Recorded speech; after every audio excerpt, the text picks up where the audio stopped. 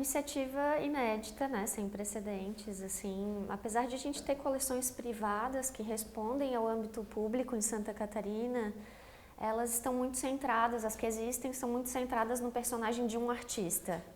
Um artista é uma coleção familiar que vem a público e que a família ali, com muito esforço, mantém essa coleção e faz com que essa memória desse artista importante para a gente perdure, né? Enfim.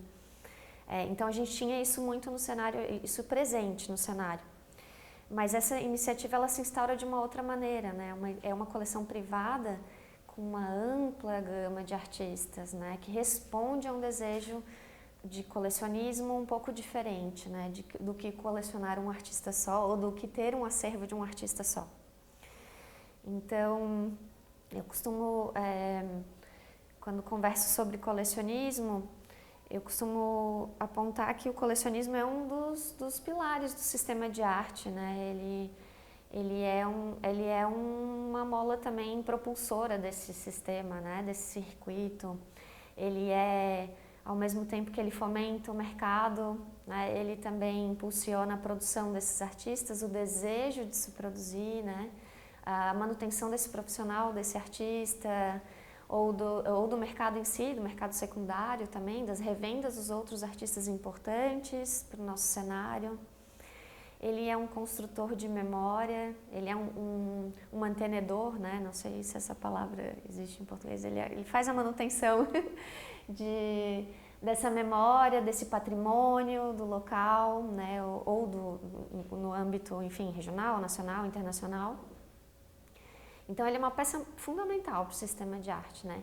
E quando ele tem uma vontade pública, ele se transforma em uma outra coisa, né? Quando ele tem uma vontade pública, ele faz outras manutenções desse sistema, né? Ele faz formação de público, ele ajuda a construir pensamento de humanidade, de civilidade, ele ajuda na educação, enfim.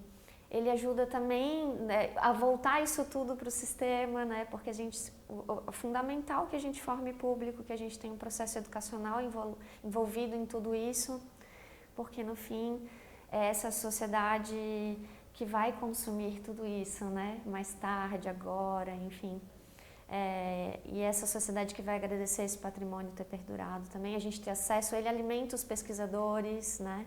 Então, obras que a gente não tem acesso na internet, a gente não conhece a visualidade delas, a gente não sabe que esse artista produziu em determinado momento, quando essa coleção privada ela tem essa vontade pública, todo mundo tem acesso a essa obra, né? A saber o que foi pensado num período, enfim, ela alimenta a história da arte, né? A crítica, a curadoria. Então, acho que é fundamental, é sem precedentes. E para Santa Catarina, então, se instaura um novo cenário, né? Com novos problemas, com novas questões, com novas conquistas. A coleção Colosso Paulo, ela tem obras de diferentes períodos, escolas, artistas, suportes, né? É uma coleção que vai do século XV até o contemporâneo. Então, é um grande desafio propor curadorias, né, com esse amplo espectro, mas também é delicioso para quem trabalha com isso, porque tem uma possibilidade de interlocução imensa entre tempos, entre temas, entre, enfim, produções.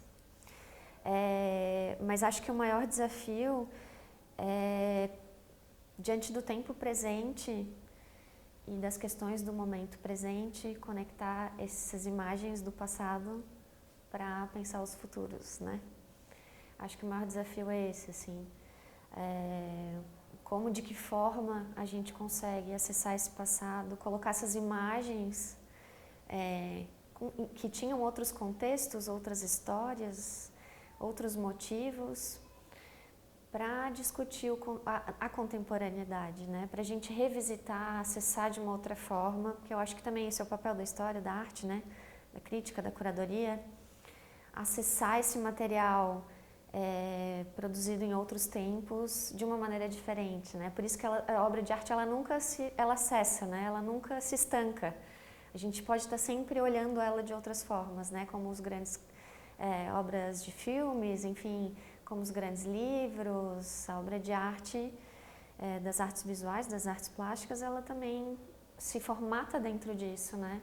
A gente consegue acessar ela em qualquer tempo e dar novos significados, novos olhares, né?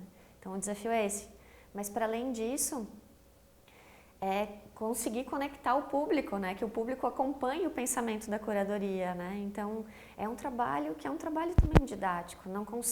É impossível desatrelar a curadoria de um plano educativo, né? De um processo didático, porque a exposição ela nasce com um propósito social educativo, né? Ela tem ali no seu DNA isso, né? Ela é um agrupado de produções de um artista ou de vários artistas para um público acessar, né? Então é uma proposta social, né? Para um coletivo de pessoas virem lá e verem aquela mostra e a partir daquilo terem conhecimento, fazerem reflexões, né?